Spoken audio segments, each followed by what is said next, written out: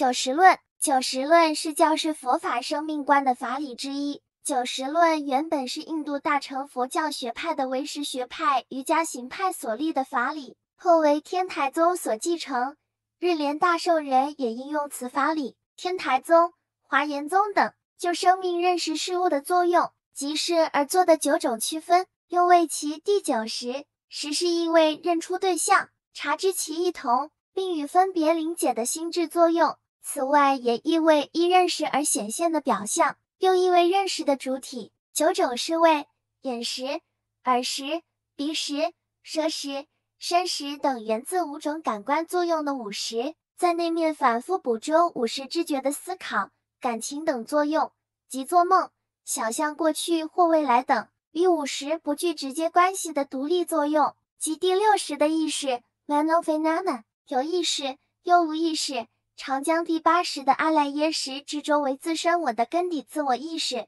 及第7识的莫那识 Monas， 蓄积上意业，以苦乐生死等形态生出其果报的源泉，及第8识的阿赖耶识 Palavinana， 以及生命根源的清净部分，及第9识的阿摩罗识 Embolofinana。法相宗是建立由烦恼所污染的明心部分染分与处理烦恼的清净部分染净二法所构成的第8识。天台宗等则是建立更根源的生命领域，以清净且与真理真如一体的阿摩罗识为第9识，将心智作用中枢的本体即心王与根据心王而衍生作用的心所、心术予以区分时，俱舍宗等是将6识视作对等，谓其为一个本体的显现，并与定位为心王、心智作用的本体，称6识心王。法相宗则以8种识为心王，称8识心王。相对的，